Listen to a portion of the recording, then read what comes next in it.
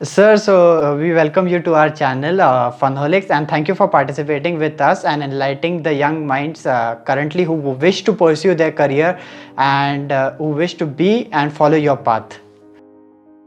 So I'm very happy to be a part of this conversation. I hope this will open up a lot of new opportunities and give an insight about what I have done so far and how the youth or the students who are willing or aspiring to be the teachers in the future, okay, so how they can get a few ideas, maybe a little bit of motivation and inspiration from this conversation, I hope.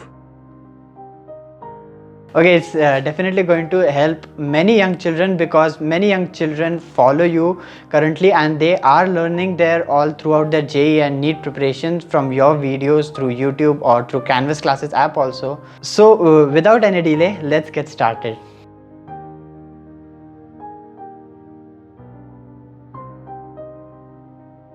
Ready to start with, your first question is, describe your journey and how good were you in the subjects which you have learned? Okay, so the journey. First of all, the journey started around when I was in 12th class.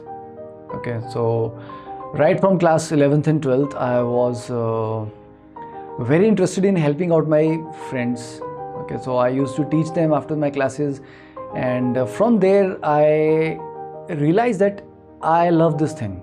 Okay, teaching, explaining things, whatever I've learned.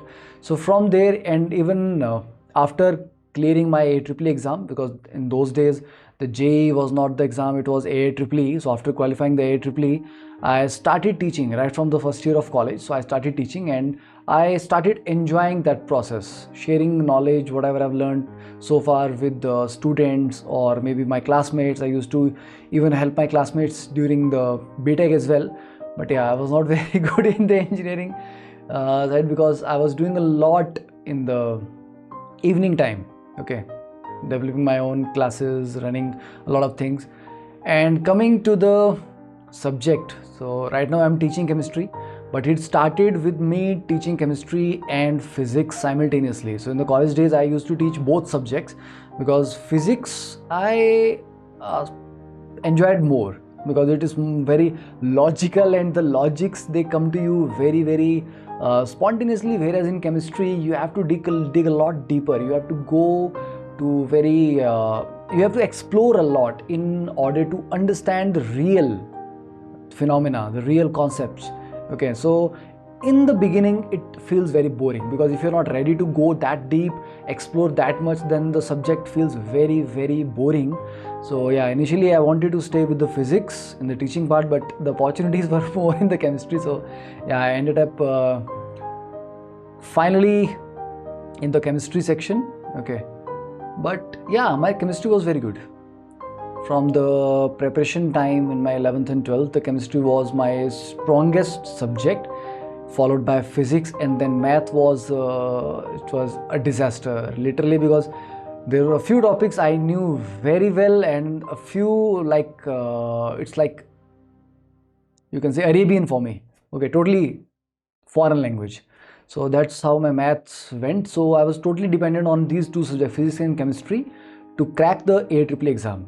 And I did it only with these two subjects, scoring 0 marks in maths because I didn't attempt any question. So that was a bit strange, but I do not recommend this, okay, to anyone. So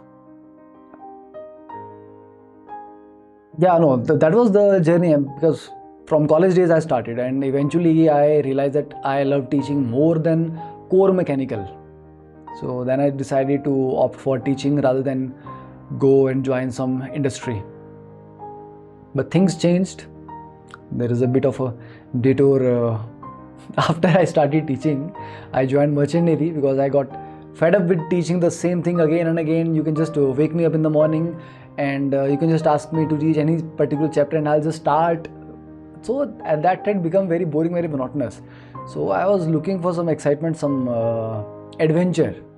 So the adventure started with Merchant Navy and it also ended with Merchant Navy and me coming back to teaching once again.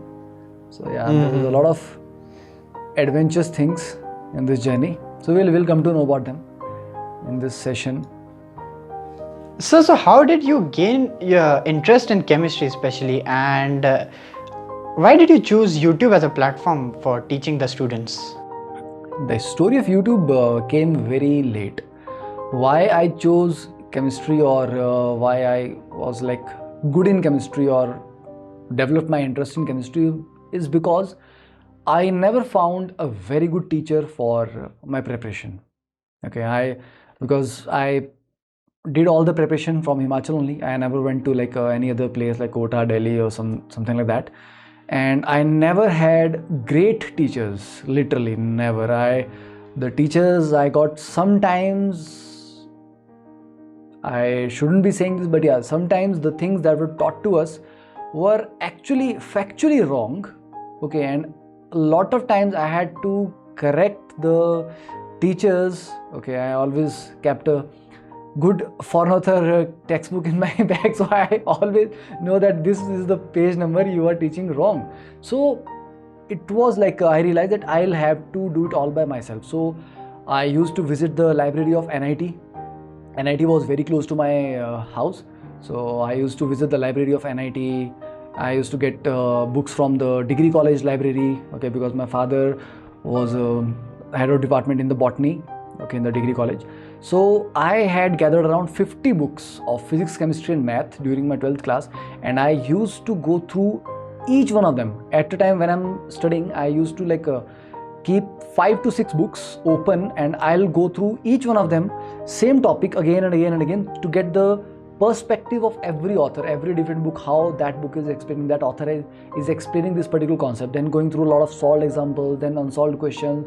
So during that exploration, that kind of research thing that I had to do, because for everything, it's not that you open the Google and type the question number, what is the solution to this? No, those are not the days.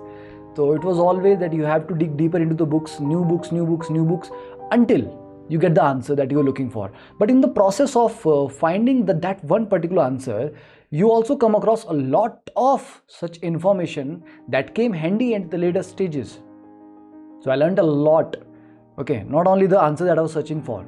So that is why I tell all the students that it's important to do some research, because when you yourself try to find the answers to the problems, to the questions, then you not only end up getting the answer to that one particular question, you end up learning a lot more than that. And that is how you develop interest, because you now not only know the concept, you also know the context of the concept, how that concept was discovered, what were the failures, what were the trials, okay, who all the scientists, the chemists, the physicists, they participated in the process, okay, what were the theories that they gave, then something was not right, okay.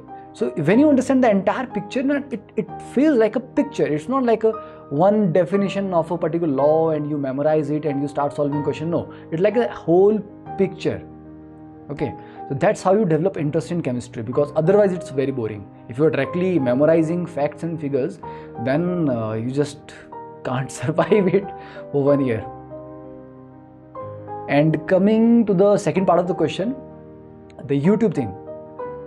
When I came back from Merchant Navy, like when I left Merchant Navy and came back again, started teaching, at that time I was, because the only reason for me to leave teaching and join Merchant Navy was because I was fed up with the way teaching this curriculum or this coaching thing works in our country. It's very monotonous, there is no innovation, okay, and it's boring, and I'm a person who gets bored very quickly. So then I came to know about the Khan Academy. The Khan Academy was doing great. At that time it was very popular. It was a great initiative, it still is. And from there I learned that particular technique, how to record video lectures on the laptop itself. I bought all that gear, the hardware, the software. I spent some time learning the softwares, every single part, okay, from types of mics to the video editing processes, the cameras, every single thing. And since I was very good with my handwriting, so I started making notes and then converted them into lectures. And later, because I wanted to help students understand the very basics of the subject, that is NCERT, because people start teaching a lot of higher level concepts without actually realizing that students are not at the same level. Okay, some of the students, they are getting very high quality education, some of them are not even able to understand NCERT. The basic textbooks are not being explained to them in the way it should have been. So my primary aim was not to help the JEE aspirants or the NEET aspirant, but to bring everybody on the same platform. Okay, the equality, you can say, the right to education. So everybody should have access to the quality NCERT content. NCERT is being explained. So rather than focusing on the theory part, I thought that if I explain the exercise problems of the NCERT in such a way that I am also covering the concepts and then explaining how this concept is being utilized to solve this particular question, and why not some other way. Okay, why only this concept? Why we are not using some other formula, some other concept to solve this particular question? So I think, so I realized that that would be a great way, because student is not only getting the conceptual clarity, he is also getting the knowledge, the know-how to apply that concept in the problem solving, and also what concept to use and what not to use, and that also why. So I started making NCERT solutions and put it on my YouTube channel, Canvas Classes, and it slowly gathered momentum. And then a few students requested me to make some content for the class 10th. I had never taught class 10th, so I just started. Okay, I again gathered all those books I could find on the internet, studied them, got all the right information from each one of them, and then start making class 10 lectures. And they were the most popular content on my YouTube channel. I got a lot of calls, even one from MHRD for a content partner in the Diksha project. Okay, one from even Delhi government representative as well. They liked my content very much. So then I uploaded the class 10th physics and chemistry completely on YouTube.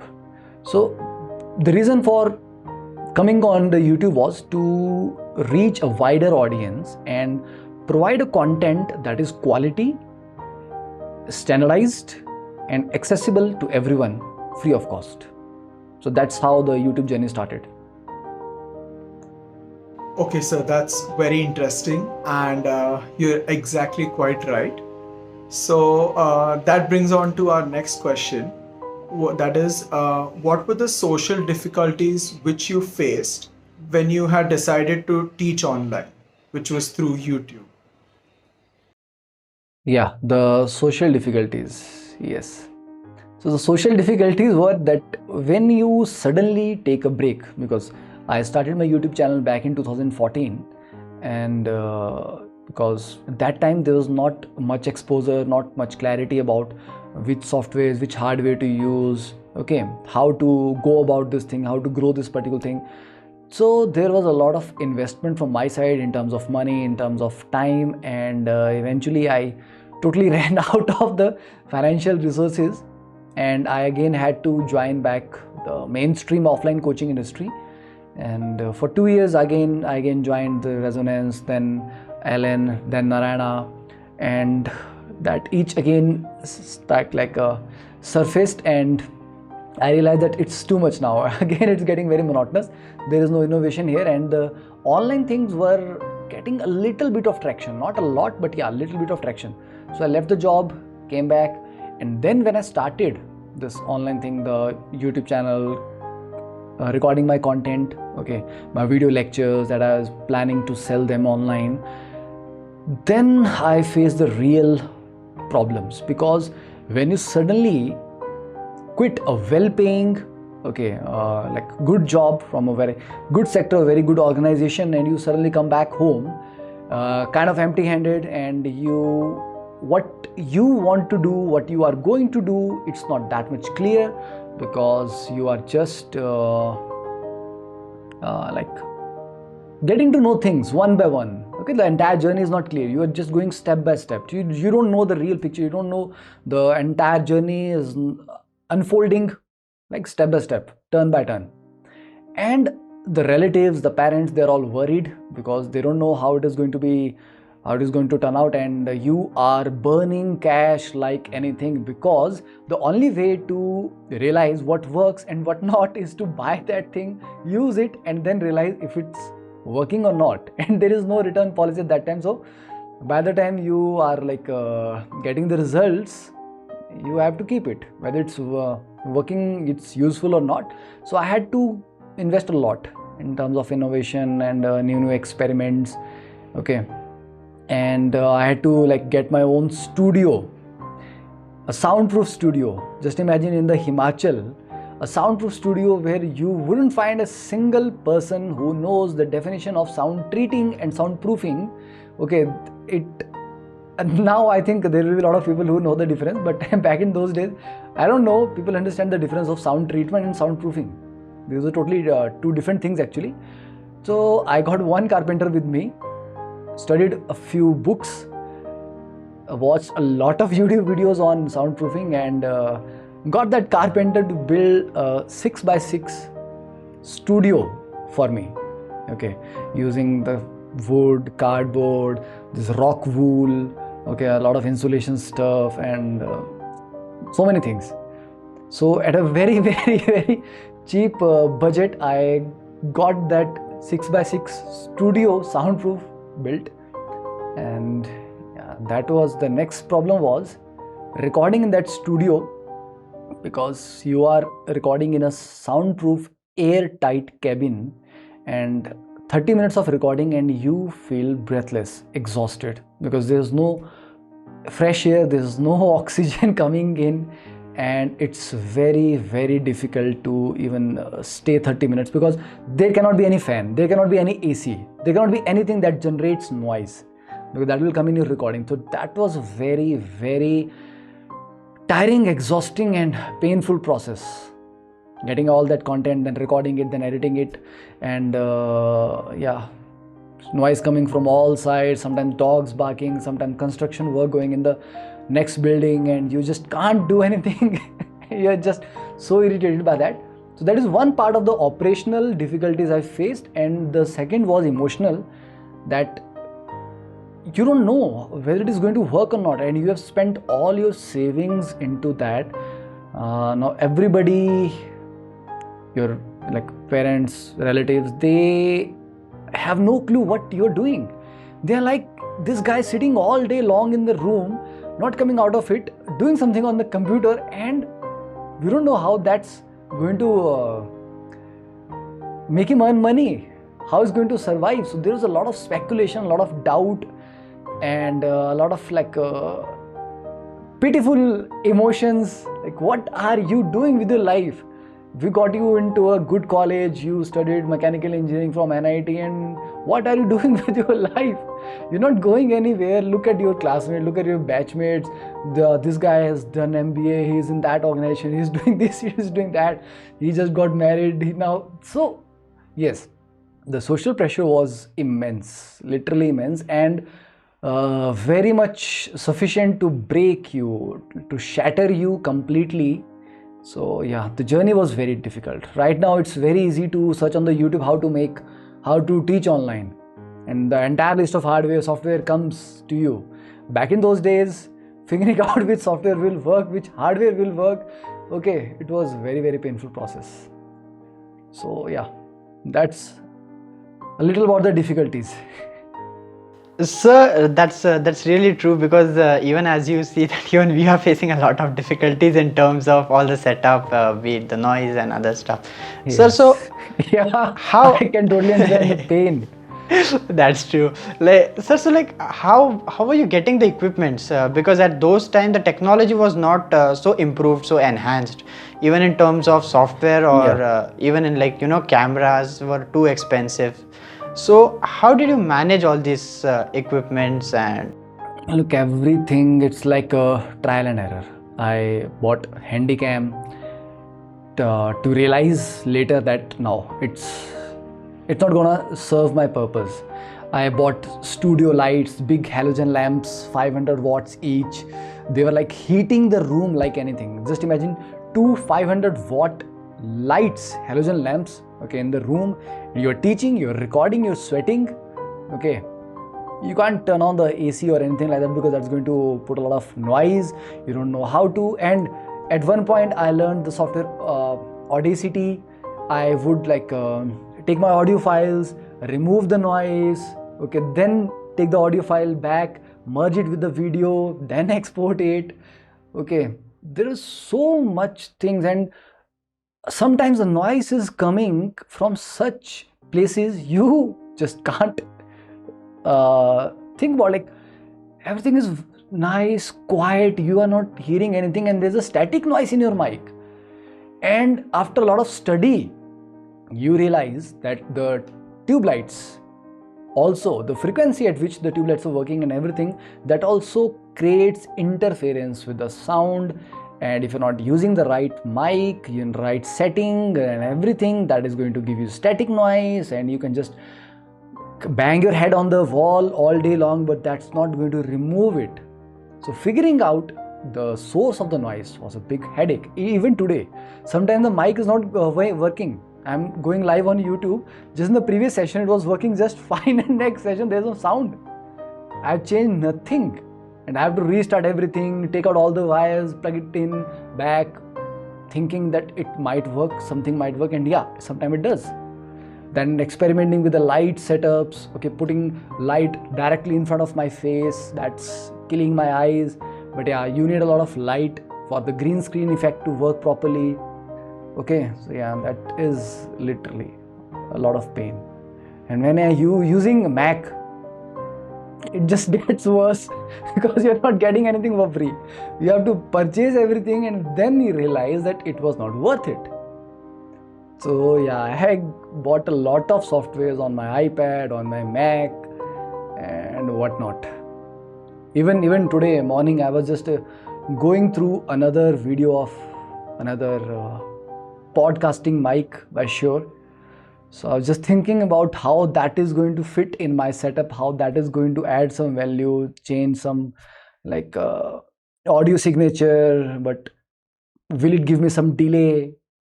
Okay, it will be out of sync with my video signal.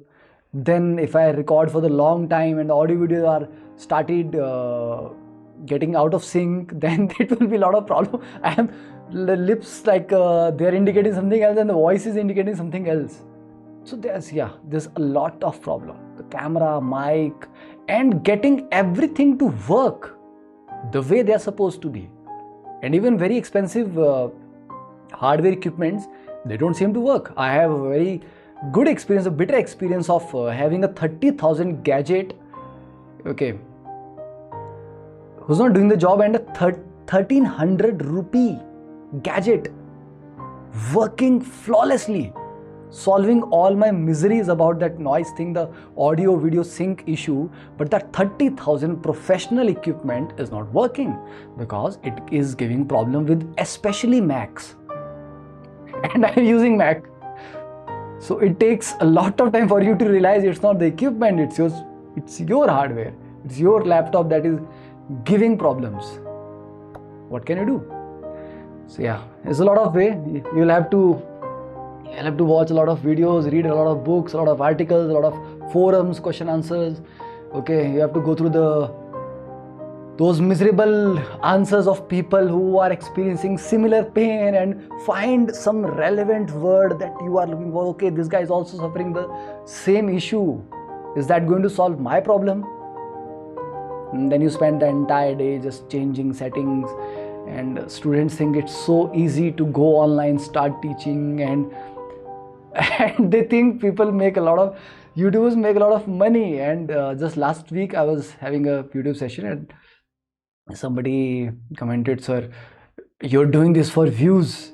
And I just showed them my YouTube studio that for last 28 days, what is the payment amount. And I was telling them, look, this is huge. I just can't understand what I'm going to buy with this huge amount of money that I'm getting in last 28 days. That is $96.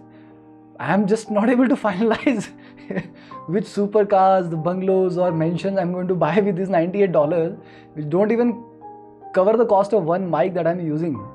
So yeah, there are a lot of misconception amongst people that it's so easy to teach online compared to offline. You're sitting in the comfort of your home, okay, doing anything all by, okay, students, let's start studying this particular topic. But yeah, it's very, very difficult. Making content, designing content, delivering content, and ensuring that everything is in sync is a problem if you don't have a professional team working with you. So I hope you are also going through the same phase as just like me. Sir, really, sir, like it takes around 6 hours for us to edit a 10-minute video. I don't know how will it go with these sessions. Yeah, yes, I can understand the pain. I have come from that to one shot thing. Now I don't believe in like multiple shots, multiple takes, one take and that's it. No editing. I've designed all the setup in such a way that I'm not going to edit anything. One take, that's it. The file is ready. I'm just exporting and some more processing about that, but no editing at all. You'll come to that. You'll come to that soon. Yeah. Okay, moving on to college life. Which was your dream college? And how would you brief your college life with the subjects you had to learn as well as the people you were with?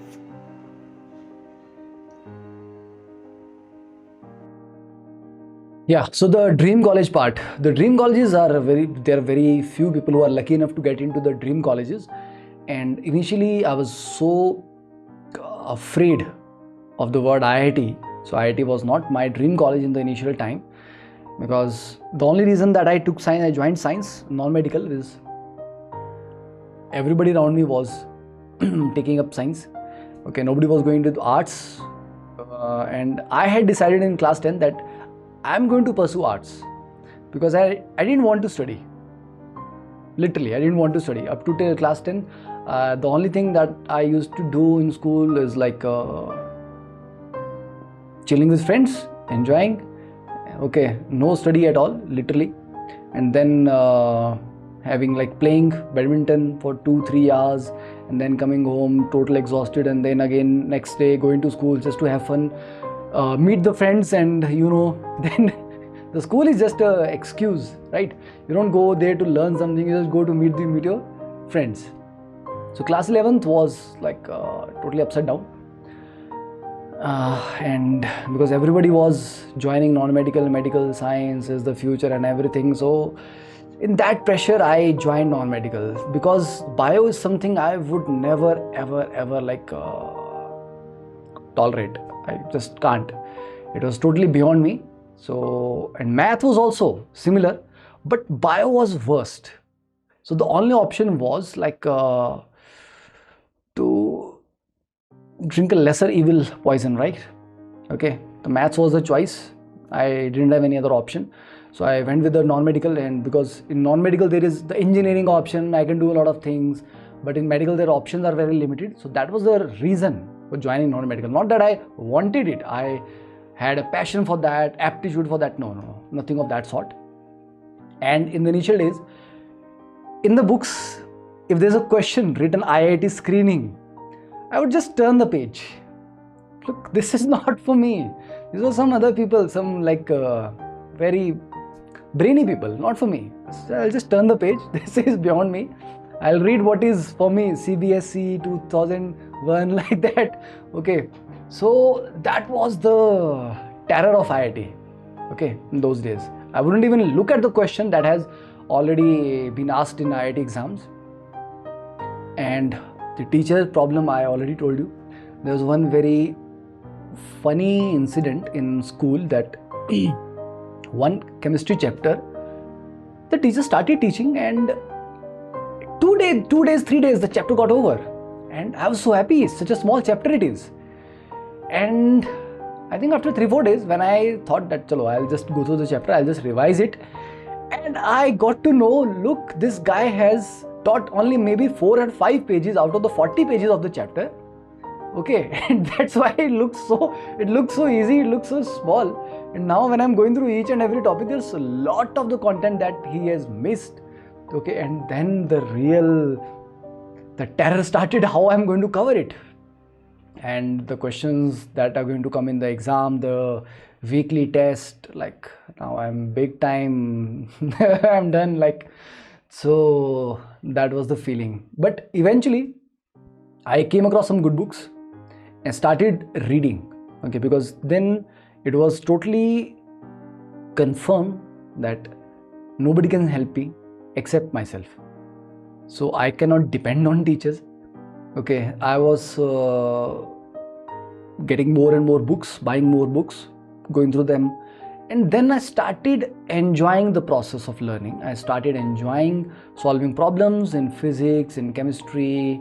I got HC Verma from my cousin. Okay, and initially it didn't feel very good. Okay, but eventually I realized the quality of the concept, the question, and everything. So it started like that, and then college. Yeah, the college life was great. The dream college was initially, when I came to know of the best college in the world, MIT. Okay, because you search, you find out which is the best college in the world, so MIT. But that was not like a dream college I would like to join, but it's like something I wish to visit one day, someday. Next was DCE, Delhi College of Engineering, because my favorite stream was mechanical. And at those days, Mechanical of Delhi College of Engineering was considered the best in North India. Literally the best, even better than the IITs, okay, especially the mechanical, because they had participated in a lot of events, like contests in MIT and all, and they performed very well. So the reputation of mechanical in the DC was very good, top notch. But after some time I realized that my maths is not that good and I am not getting any good teacher to help me with maths, and so I decided to leave that because I realized that I might not be able to clear the cutoff. So I just dropped the idea of IITs, and then the best option for me was the NIT, okay, because I didn't want to go out of Himachal. I've always been a very particular about this thing, that I would like to stay in the Himachal as long as possible and not go to any metro city or anywhere in the south, never. So yeah, joining NIT Hamirpur was then my dream, okay, and I knew that I will be able to make it in the mechanical, and that I did. I was offered computer science as well, but yeah, I chose mechanical, and then the 4 years, they were great. Very good, great. Okay, so that was about the dream college. And could you just repeat the second part of your question? I just forgot that. It's about the subjects which you were interested in. Okay. And how would you like briefly describe your friend circle and the atmosphere which you had in the college? Okay.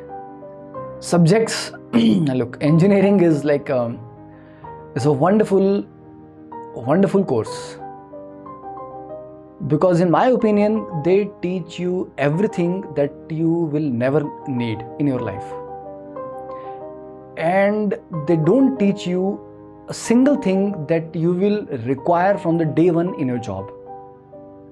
That's my experience. I am not generalizing this thing, but yeah, I'm going to be very honest about this thing, because I'm not going to praise, look, it's a lovely college, it's a lovely curriculum, it's a lovely thing. No, that's for somebody else to say, not for me. So yeah, the problem is that we are studying a very outdated curriculum. It doesn't match with the present practical realities, the requirements of the industry. It doesn't teach you what to do, what not to do when you actually start working in the industry, because you're not going to sit in your cabin and do some R&D. You are going to work in the real industry, the real problems, okay, and what you are being taught is all bookish. Maybe some machines, some concepts that are like thing of the past, they're not being used, they're totally obsolete, okay, nobody deals with them anymore, and useless.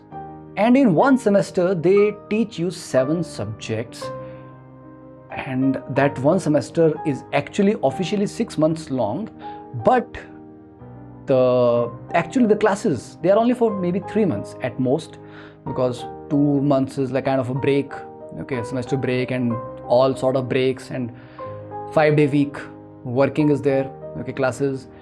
So there is very little time to actually learn something. There are so many subjects, so many practicals, assignments, this and that, and submission. So you're always worried about submission of your assignments and thesis and everything, rather than learning anything at all. And then to further kill your spirits of doing something out of the box, the examinations are set in such a way that if you are being creative, then you are like gone for goods, like totally. You just can't be creative. You can't be going out of the curriculum, out of the recommended textbooks, that you want to learn something on of your own, some very amazing authors. One book I still remember, there's a book, Internal Combustion Engine by John B. Haywood. Wonderful person. Just reading his accomplishments on the first page itself will give you like chills. Such an accomplished person that I still remember the name of the book after so years, maybe after 15 years, around 15 years have passed. So John B. Haywood, Internal Combustion Engine, a professor at MIT and maybe chairman of so and so, a lot of things. So you get inspired when you come across such literature. You want to study it, but you don't have the time, and the system is not supporting you. Okay, they're not doing anything creative. They just want to time pass. They're not putting any effort to teach you something new. And the biggest problem, actually, I'm going out of the topic, but still I wanted to highlight it because this is something that the student should know. The problem with the current education system, this professional education system, is the people who have never been to industry, who have never worked in the industry, they are teaching those who are supposed to work only in the industry. Now just think about this.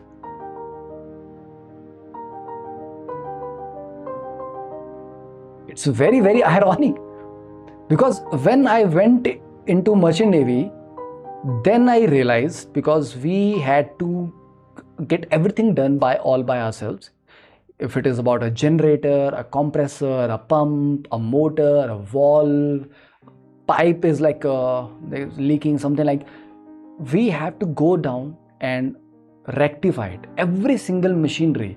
Then you learn what to do, what not to do, and then you realize nothing of this sort was ever taught. Okay.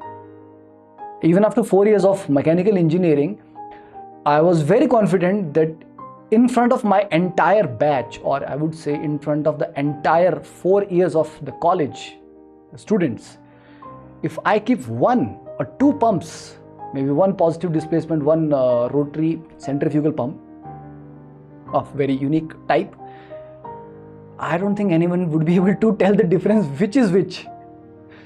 Okay, and how to open that pump, and then how to assemble it back, because opening anybody can do. You just need a hammer and a spanner and you will just open it totally. But you don't know how to put it back. Even if you put it back, it's not going to work. And nobody knew that. Totally. So the subjects, there's no point talking about subject what we studied. It's around 38 subjects in 4 years. I think around that. Okay. So around 38 to 40 subjects you study in 4 years, and you remember nothing about them when you graduate from college, and nothing comes handy at a later stage as well. Okay. If your bike stops suddenly in the middle of the road and you are a certified mechanical engineer from a very good college, you just can't do anything but take it to a mechanic who will tell you something in a very local dialect. Look, this has gone wrong and I'm just going to fix it. And if you start giving lectures about this mechanical thing and this is how it should be done and all, he'll say, okay, do it yourself then. If you are so efficient, so knowledgeable, do it yourself. Why come to me then? So we know the reality. So that's a very, very sad part. Okay. So that's why I don't want to talk about the subjects I studied there, and rest about the friends. Yeah, you meet some of your best buddies in life, in your college. It's like the time of your life. Okay, the finest moments. Okay, you experience a lot of things, you do a lot of things that you always wanted, and that is the time when you end up doing those things, and you always have the memories of the good times. Okay, so I don't think I'll be able to share those memories, but I made very, very, very dear friends. Now I'm not in contact with most of them because everybody is busy there in their own struggle of life. But yeah, it feels good when we think about the time we had in the college, and I think you guys are also going to love it when you go to the college. And you wouldn't want to share it on a interview like this. Okay, what kind of time you had with the friends? So like basically I have two questions now. So like in Indian culture, we have this, practice of telling the students that it's just 1 year more and then you have to stop your struggle. It's again 1 year more when the student, he enters in 10th standard, then again in 12th, then again in degree, then again if he's pursuing further studies then. So what are your views? What are your views about Yeah, this is it? a very old joke. Look, the point is, the moment you do it thinking that it will be over after 1 year or 2 years, you are in for a long time. Okay, you are in for a very, very bad experience for a long time, because the learning, the struggle, it never stops. Life is not about clearing a JEE exam, a NEET exam, getting a good college, or graduating from a good college, then getting a good job, then getting a good salary. No, it's about struggle every day. And the struggle is in all the dimensions of life, whether it is your personal life, your family life, your social life, okay, your work life, okay, your academic part life. It's everywhere. You can never ever think that after 12th, after I clear this exam, life is going to be rosy. No, it's not. In the college, it feels very much, because in our country, people have a habit of painting a very rosy picture about career and everything. Okay, we hide the cruel part, the ugly part, and we give the youth rose tinted glasses, and they look at the world through those tinted glasses. They don't see the reality, and they are very much lost in their own kind of a bubble. They're living in their bubble, and when the bubble breaks, it's very painful. So it's very important to be aware of the realities from the very beginning, because if you do not set your expectations straight, you are in for a big surprise, and very ugly surprise. Okay, the struggle is not going to stop. And if you are doing something that you love, then struggle is a part of a challenge, right? Suppose you are taking this interview and there is a challenge. You have to get the entire setup done, the camera, the mic, the recording thing, then the planning, the editing thing. It is a struggle, it is a challenge, but you like it because you like the process. It's your passion. You have aptitude for that. So if you have an aptitude for something and you start doing that, then the struggle becomes a challenge and you enjoy overcoming that challenge. Okay, but if it is something that you do not like, then it's very, very difficult, because if you choose a career where you will end up staying for around 30 to 35 years, you will be spending around 35 waking years of your life in a career. Just imagine having to cope with a subject that you don't like. Suppose you don't like chemistry. I know the pain of tolerating that chemistry for 2 years. I think a lot of students also know this pain when they don't like a particular subject and they have to tolerate that for 2 years. Just imagine tolerating something for 35 years of your life, and that struggle is very difficult, because there is someone called a boss above your head who is not going to let you live peacefully. He wants results from you, and you can only deliver results if you are very good at your job. And in order to do that, you have to have Okay, you have to be like really, really brilliant at what you do. Okay, so that's important. The struggle is never going to stop. Now look at the situation of Corona. Now it's another struggle. It is something that nobody could have ever imagined. The future is totally unforeseeable. We don't know the jobs of the future. We don't know the struggles of the future. And yet we have to somehow prepare ourselves to cope with that. So that's the most difficult part, to prepare the coming generation for a future that you are totally uncertain of. So the only thing to do that is being the best version of yourself. Because if you are the best version of yourself, you will survive. And if you're not, you won't. Simple. I think that we got a little bit serious. Yes, sir. It's actually really true, and at least teachers like you are saving us from chemistry. And Trying. sir, like my second, of course, sir, your trial is very successful now. Sir, like moving on to next question, like were practicals better than theory in college life? Now this is a question that will vary from person to person. But in my experience, first of all, I was not a very regular. Okay, my attendance was most of the time short. Most of the time, yeah, always in every semester, my attendance was short because I was running my classes and doing a lot of things, and I was literally not interested in the way things were being taught. Okay, the subjects, the curriculum, and everything. And the practicals were also very much of a formality. Okay, you get to open up a bloody 40 years old car engine, okay, which is outdated, useless, and you're just opening it and you just can't put it back, and nobody in the entire department knows how to put it back. Okay, that was my way of doing something creative. There was a car engine lying there. We thought, me and my friend, we thought of learning something new. So we asked the permission, can we open the engine? And we got the permission, we opened it, and nobody was able to put it back. After 10 years also, when I asked my juniors, it's still in that shape. Nobody was able to put it back. Okay. And the equipments, the experiments, the practical and everything, they're so outdated, they're so useless. There's no point doing those practicals. Now I don't know what is the present reality, but going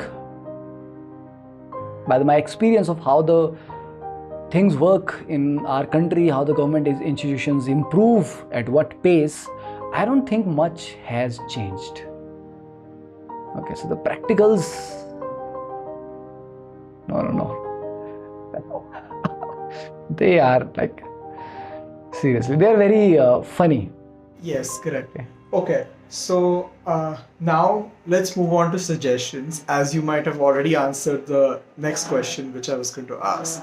So the next question is, what suggestions would you like to give to the students who are willing to take up online teaching as a part of their career?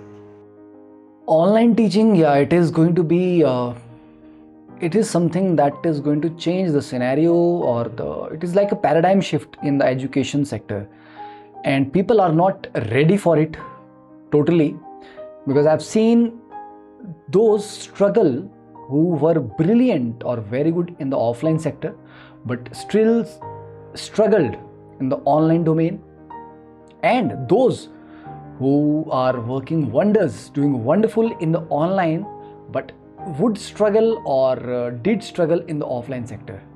Okay, so both things, the offline teaching and the online teaching, they have a very different, distinct skill set, and I am very fortunate that I have been a part of both from like a very beginning. And because online teaching was not a career option for me, I stumbled across it doing a lot of experiments, innovation, and it's like I came across online teaching during my explorations.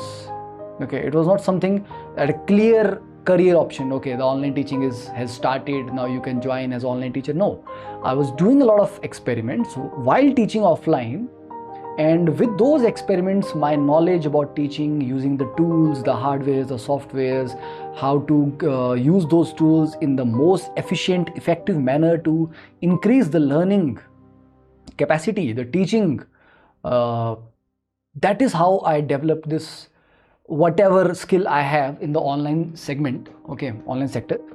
So first of all, you need to have the art of the teaching.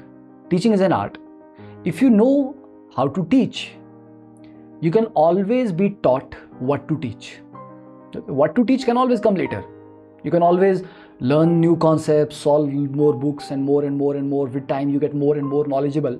But the art of teaching, the explaining, when you know I'm going to explain this and I'm also going to explain that, which the students are about to ask. You have thought of the question that is in their mind, and you are answering it before they could even speak that question. That is a brilliant teacher who knows what the students will ask after this particular concept. And then the online teaching is about maintaining a very fine balance, because in the offline, you are the master. Like, you control everything. Okay, the students are right in front of you. They cannot be indecent. They cannot break the discipline. They know there will be consequences if they do anything stupid, right? So they are like very disciplined and very respectful. But in the online segment, the problem is students have started thinking then that it is like a service sector. It's not a teaching, it's a service sector. Like, we go to restaurant and we order something, and if the food doesn't come on time, we can shout or we can be disrespectful because we are paying for that.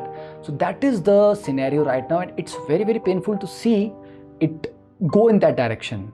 So the students have started taking teachers very lightly, and I am not saying it is totally a fault on their side. A lot of teachers, because I think they sometimes do things, say things, act in a way which is not in line with the decorum, with the decency a teacher should maintain in the sessions. And that is why the students start taking them lightly, or they go out of that boundary, they cross the boundary of respect. They think it's service sector. If we are here, even if it's a free YouTube session, we are entitled, okay, to ask anything, to say anything, to spam, to be abusive, disrespectful to the fellow students as well. So that disrespectfulness and that behavior, because nobody is watching you, okay. And somebody said me once, we can be very, very good when we know we are being observed, right? When we are under the lens, we are very good, we are at our best. But your real self is the one when nobody is looking. What you do when no one is looking, okay, nobody is watching, that is what you are. So that self is revealed in these online sessions, because teacher is going to maintain the decency because he is under the lens. Whatever kind of person he is going to maintain the decency because he knows he's being watched, observed, and a lot of things can go wrong if he goes out of the line, okay. But the students, they know they are not being watched. They are kind of anonymous. So what they do at that time defines what they are. And sometimes it's very, very painful. It hurts very, very deeply to see how this coming generation is treating teachers, or in what direction they are going, okay. Their idols in life, okay, they are being influenced by all the wrong things. They are watching all the wrong content, okay. They are being led in all the wrong directions, because now there are a lot of distractions. So it's very difficult to prevent them from the trap of those distractions, and those distractions very much include the social media. And the problem is, this online thing cannot work without the support of social media. So it's very difficult even for me to tell them the problems, the negative points of the social media, and still ask them to join my YouTube sessions and come online and come to the live session. It's very it sometimes feels very hypocritic, right? So that is a problem. That is really a problem, a pain that I feel. Okay, how can I be saying that, okay, don't waste time on these platforms, and then I say come online on the sessions, but what we can do? That is the problem with the YouTube. It was not designed to be a learning platform, but now it is being used as a learning platform, as a teaching platform, but it is not designed, not optimized, not supposed to act that way, but still it is helping a lot of people, serving a lot of people. So we need to set some boundaries for ourselves. Okay, we need to be a better version. My only message to the students is, just remember, your real self is revealed when nobody is watching. That is what you are. If you are a good person at that time also, then you are a good person at heart. If not, then your real nature will be revealed one day or other. Sooner or later it will be revealed. You cannot hide it forever. You cannot have a mask all the time. One day it will be revealed, and that day is going to be very, very painful and very scary. So try to be a better version of yourself. Try to be more real and just a nice person. Everything else comes. Okay, it comes eventually when you are a better person, a nice person at heart, not at the acting on the face. No, there are a lot of faces, okay, that we wear every day, but we know deep down what we are. So I hope the youth takes this message in its very, very essence, and not worry about the studies and everything, because studies you will manage. Everybody manages. It's not something that I have to tell you something, a secret formula is there to top or to be brilliant at something. No. The only thing that matters is, are you a good person? Everything else can be accomplished. It can be achieved if you are a good person.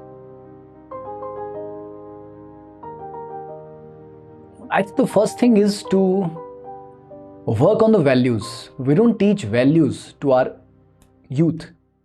Okay, we are always so, I've seen parents always so worried, so excited. My child is these many years old and he or she is not able to speak English, she is not learning words fast, she is not doing this fast, she is not doing that fast.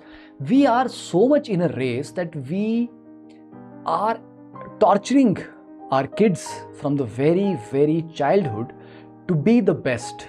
We are putting them in the rat race from that early stage in life, where they just need to enjoy that time. They need to learn everything at their pace. We just can't let them be. We are imposing our own ideas, okay, our own goals in life, and we are torturing them. So the first thing is, just teach them values, because with time you can learn anything, but sometimes the values are lost, and if the values are lost, whatever you learn is worthless if you don't have the values. Okay, if you don't have the morals, and then anything, because even a terrorist, he has a lot of knowledge. They are very knowledgeable people. It's not easy to be a terrorist, especially a very popular one. It takes a lot of knowledge, a lot of hard work. So hard work and knowledge and studies cannot make you a good person, okay, cannot help the society. So we must realize this is not that if the child is going to start speaking English at a very early stage, or start doing homework or this thing and that faster than the other kids of his or her age, that amounts to nothing. The point is he or she enjoying the life? Okay, are you teaching them the beauty of the smaller things in life? Okay, the beauty in the nature around us, the love of people around us, compassion for the people, for the world around us. If not, then it doesn't matter how much money you have, how much fame you have. If the world is a rotten place to be, being rich doesn't help, right? You just can't eat money, you can't eat fame. If you are a miserable person at heart, you are going to have a miserable life. Doesn't matter how much you have or how many you have. So the first thing is we should start with the values.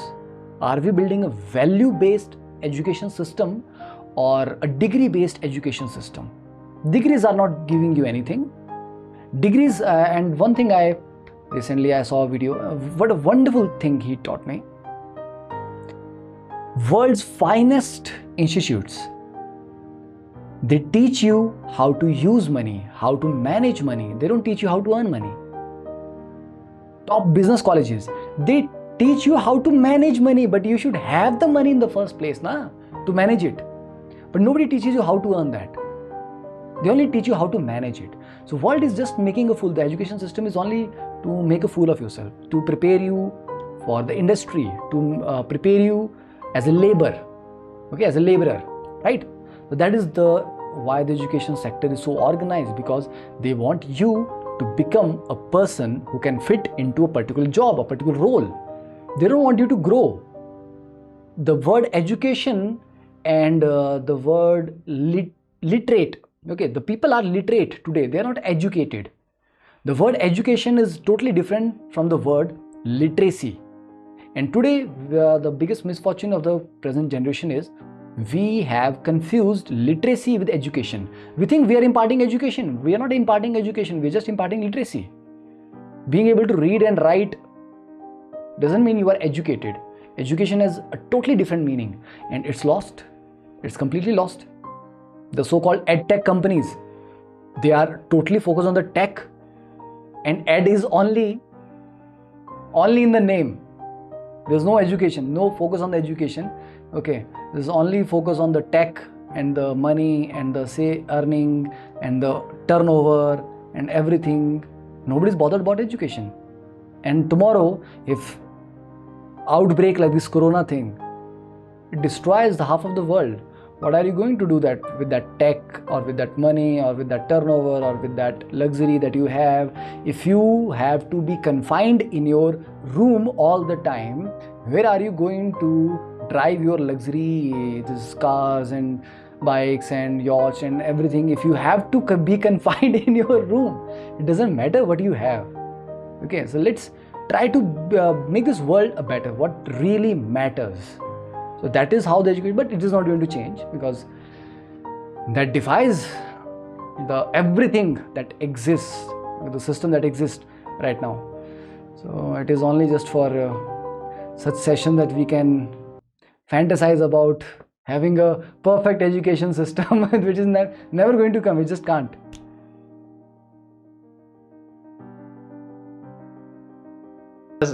Asked by one of your students itself. So like she was asking, sir, क्या कभी it was like क्या कभी आपका कोई fan आपके पास आके बोला है कि सर प्लीज मुझे खजूर बोलो, मुझे केमिस्ट्री नहीं आ रही है? Only on YouTube, because I started saying this thing in the YouTube and the other platform that I have taught on. Okay.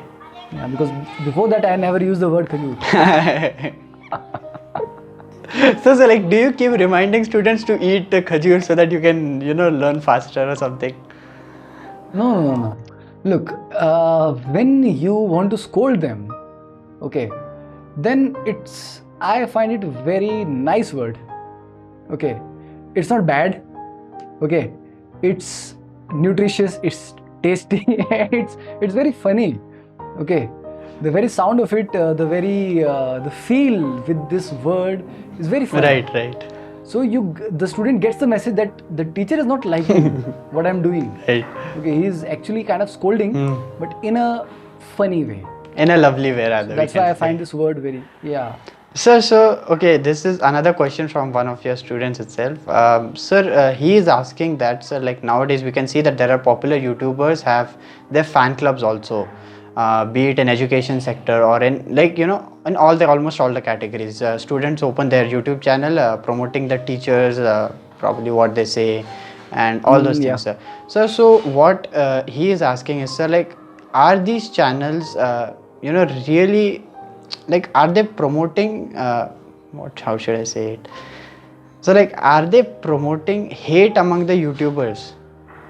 It was his question. Yes. Look, it's all about the limelight. YouTube is all about the limelight. Okay. When students got the taste of this limelight, then the things turned bad. Okay. Some fan clubs are student owned, and I think some fan clubs are teachers owned. Okay. So there are both types of people. Students should not be doing these things because they have far more important and serious things in their life, and if they get this habit of or knack of this limelight now, a taste of this limelight, it's very bad in this early time. Okay, if you want to do something of your own, something creative, that is fine, but if you're just going through lectures, finding some objectionable clip, okay, or some audio, when you are not giving the context, in which context that person is talking, but you just clip up one particular part of that entire video conversation and you post it, that gives a very bad message about that person, because without knowing the context of the discussion, you're just taking one maybe statement out of that and representing it as this is the person, this is what he thinks, this is what he says, and giving a lot of misinformation just for views. Just for views, what else? Just for views, more subscribers, nothing else. Making very catchy thumbnails, misleading thumbnails actually. Okay, doing a lot of photo editing. Okay, putting logos of different organization on different people, and putting some totally misleading text in the thumbnail. So what is that? It is creativity in a very destructive manner, very destructive way. You are supporting one by destroying the other. Students should not be doing this. That I find very bad. That's why I don't run any fan clubs, and I don't want anyone to run my fan clubs. No. The only channel Canvas classes is sufficient. Yeah, because this is not going to help anyone. This is not going to help anyone. And even if you have some fan clubs, provide useful information. Okay, relevant. Okay, not spread hate.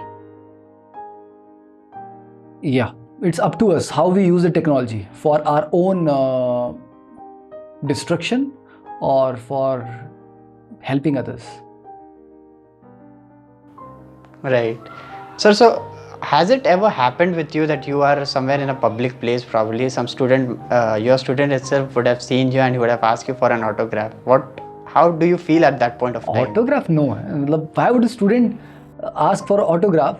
But yeah, I have met students in public places, and they're already working in some like MNC, and first of all, oh, you're from that batch. And yeah, that feels good. That feels very good. Okay, few times, not much, because I'm in Himachal, and most of the students that I have taught, they are not from this particular state. Okay, and I do not travel that much. I used to stay in the office all day long, so I didn't have that much of such incidents. But yeah, 2-3 times when I was traveling, okay, from here to Delhi. So yeah, it feels good, but no autograph kind of thing.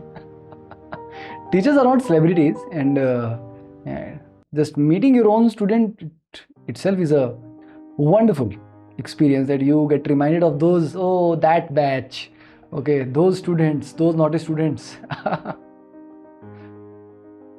So like, this is my personal question. Sir, as we see that many YouTubers are teaching in English also, many are teaching in Hindi also, sir. So which language do you find more convenient for your viewers or for the students?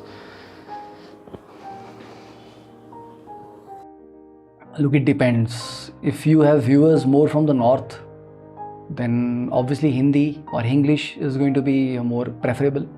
If you have more viewers from the south, then English will be preferable.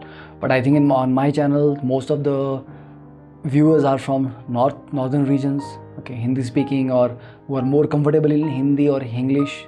Okay, So that's why I think that's why I teach in Hindi plus English most of the time. Okay, sometimes student ask me to teach in English, but if I start doing that, then a very big section of the viewer, they'll be like clueless.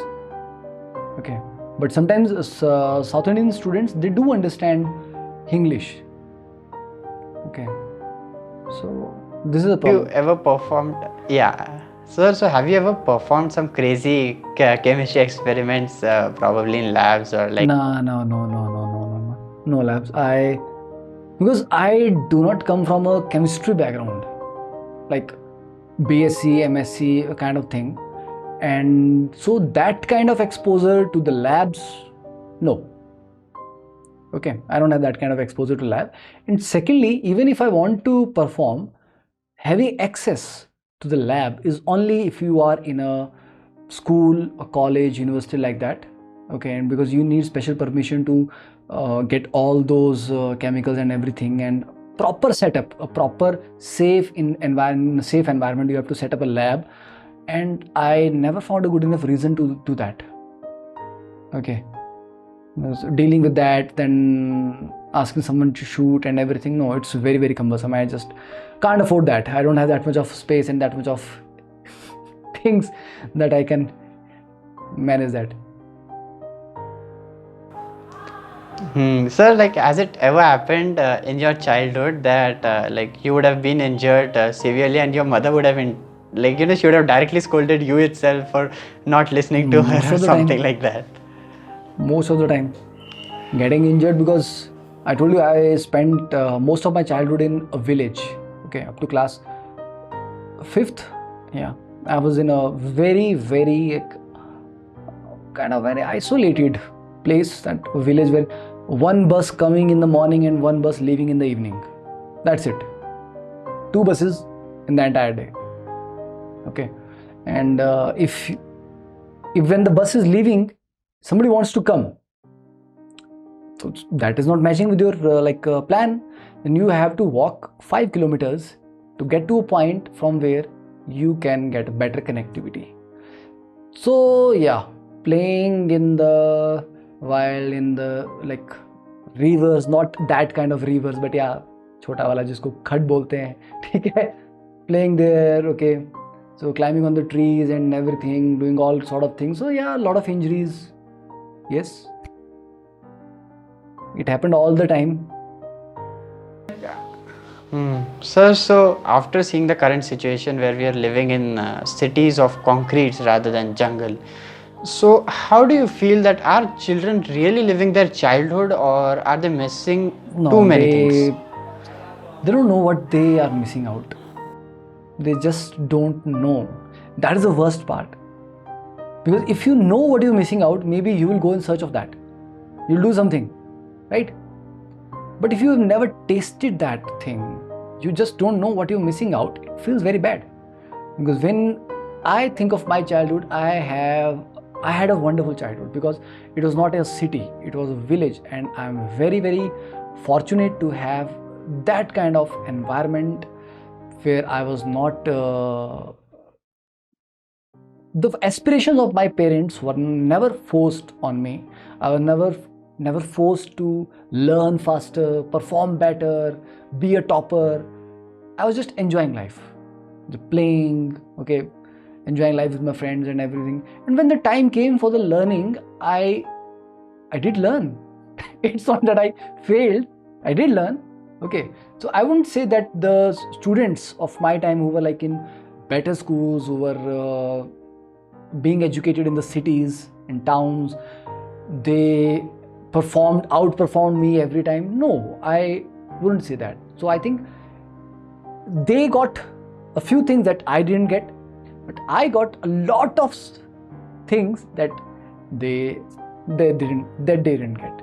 Okay, so having exposure to the nature, having that connection, that bond with the nature in the early childhood is very important, because if you have that bond, you can always go back, okay, to that mindset and again connect with the nature. But if you never had that bond, you are missing a very, very big part in your life. Sir, so thank you for being with us. Thank you for inspiring young minds. Thank you for sharing your experiences with us. And we really hope that your Canvas classes should spread throughout the India, as it's providing even cheaper education Chalo. to students So- as compared to other coaching Yeah. institutions or even online learning platforms. So, sir, my best regards to you about it, and thank you very much for spending your time with us, having this beautiful conversation. So it was a wonderful experience for me also to again being able to relive all those memories and experience my journey, my memories with both of you. Okay, it was a very nice experience. Chalo, wishing you all the best for your future endeavors, and I hope this journey will teach you a lot of things. You will come across a lot of creative people, knowledgeable people, inspiring people, which will not only inspire you but also through this venture of yours will be able to interact or share their ideas, their thoughts with a wider audience. Okay, so that's very good initiative by you. Okay, so wishing you all the best for the future, and let's see when this video comes out. Okay, chalo. Okay then, have a great day. Bye, stay safe.